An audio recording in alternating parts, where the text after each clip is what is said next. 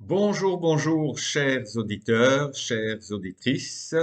Nous voilà pour une nouvelle petite capsule sur les Yoga Sutras. Je suis d'ailleurs très heureux de vous retrouver aujourd'hui pour le sutra numéro 16 du premier chapitre. Alors, en sanskrit, petite lecture en sanskrit. Tat param Purusha Kyater Guna Vatrishnyam Tat Param Purusha Kyater Guna Vatrishnyam. Françoise Mazet nous traduit ce sutra-là de la manière suivante. Le plus haut degré dans le lâcher-prise, c'est se détacher des gunas grâce à la conscience du soi. Le plus haut degré dans le lâcher-prise, c'est se détacher des gunas grâce à la conscience du soi. Nous avons ensuite la traduction de Jean Bouchard d'Orval qui dit ceci. L'équanimité suprême est le détachement des énergies fondamentales lorsque nous connaissons l'esprit. Alors, le premier petit point que j'ai mis comme remarque dans mes notes, la pratique demande assez rapidement d'aller en profondeur dans cette démarche. Effectivement, nous l'avons remarqué sur plusieurs sutras, on sait que le travail, c'est tous les jours.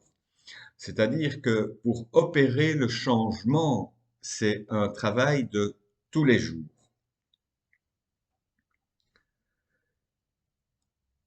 C'est aussi ce que moi j'ai pointé, c'est retrouver sa part de spontanéité, hein. Alors, on a quelque chose de très particulier. Nous avons des fonctionnements automatiques.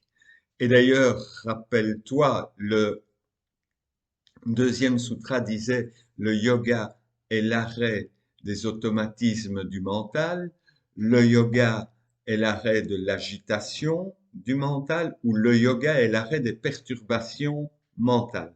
Donc, on parle d'automatisme, donc quelque part, il y a quelque chose qui s'enclenche de manière automatique et il faut retrouver dans ce terme automatique quelque part de quelque chose qui n'est peut-être pas si automatique que ça. C'est automatique dans le sens de la réactivité, mais il y a énormément d'informations en nous et c'est dans ces informations que notre mental va chercher les répliques, j'ai envie de dire. Alors, quant à la spontanéité, c'est peut-être plutôt d'être, comment dirais-je, être attentif au mouvement du cœur, pas au battement, au mouvement du cœur, élans, à ces élans, pardon, les élans du cœur. Et là, c'est quelque chose de beaucoup plus profond. Donc, on nous demande quand même d'aller en profondeur dans quelque chose qui vient du cœur. Il y a aussi un petit mot que j'ai noté ici, il faut retenir que le lâcher prise ne peut pas être une injonction à quelque chose d'autoritaire. Donc c'est encore une fois aussi un lâcher prise qui n'est pas un automatisme. Ce n'est pas non plus quelque chose qui est calculé. Donc, c'est quelque chose qui ne peut venir que du cœur, qui peut être spontanée.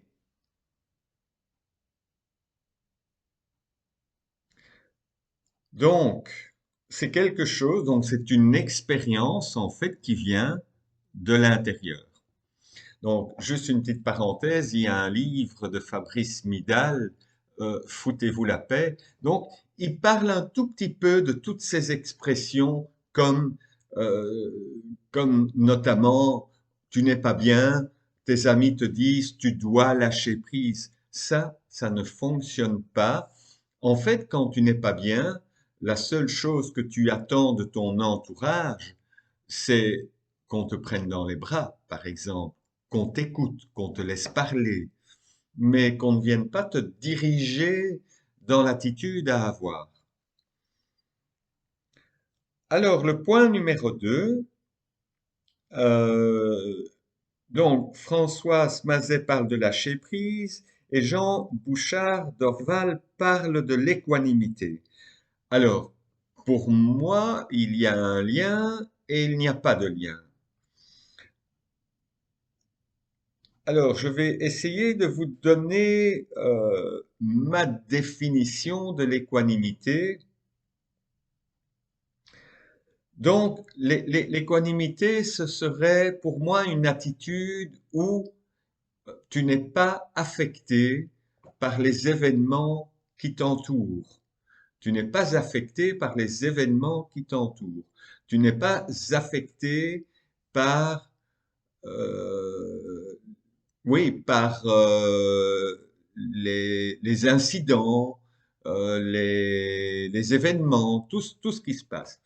Je donne une toute petite anecdote parce que j'aime bien les petites anecdotes. Donc, en 2017, si mes souvenirs sont bons, j'ai emmené un groupe sur l'île de Bali. Et donc, dans ce groupe, il y avait une élève qui était dans le jardin, un jardin magnifique. Hein, on peut imaginer la végétation là-bas. Et qu'est-ce que cette personne faisait? Elle était sur son smartphone, en train de regarder les infos. Et moi, gentiment, je lui dis, mais tu ne profites pas de l'environnement? Elle dit, non, non, non, non, il y a eu des attentats quelque part dans le monde. Il y a eu des attentats quelque part dans le monde. Elle se montait le bourrichon pour quelque chose qui se passait quelque part dans le monde. Et donc, elle n'était pas à 100% présente dans l'instant dans ce magnifique jardin. Et alors, elle a eu une réaction et je lui dis, écoute, il faut arrêter ça parce que tu fais ce que tu veux, mais il faut arrêter ces réactions à mon égard par rapport à ce que je viens de te dire. Euh, on n'est pas dans la cour de récréation. Donc, elle l'a très très mal pris et le reste du séjour, en tout cas la relation sur le reste du séjour, ne s'est pas du tout bien passée avec cette personne. Voilà. Alors, euh, ensuite, qu'est-ce qu'il y a encore comme petit point? Oui, que je pourrais, à vous de faire le travail, hein, je ne vais pas faire ça aujourd'hui, mais Françoise Mazet parle de la conscience du soi et Jean Bouchard d'Orval parle de l'esprit. Voilà.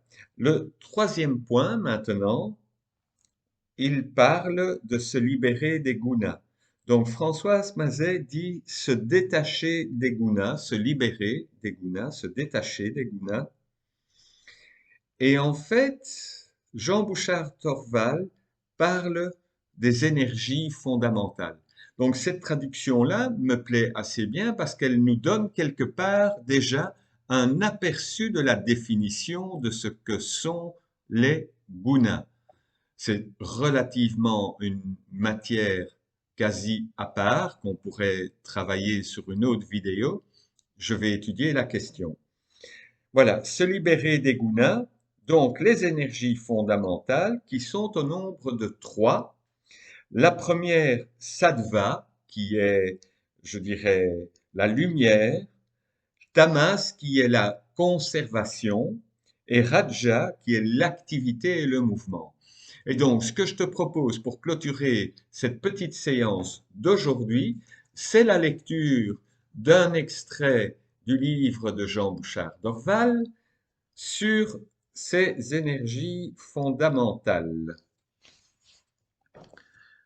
Voilà, ces énergies fondamentales, véritable archétype de la manifestation, s'expriment tant dans le noyau atomique que dans l'histoire des civilisations, dans notre évolution personnelle ou au niveau les plus subtils de la manifestation. Rajas désigne l'activité, le mouvement, le changement, l'énergie, le travail. L'énergie est mouvement. Le mouvement de la vie en marche, de l'existence en dévoilement. Tamas représente la conservation, le repos, la résistance au changement, l'inertie, la masse. L'inertie veut dire la tendance à conserver l'état actuel. Les mêmes principes sont partout à l'œuvre.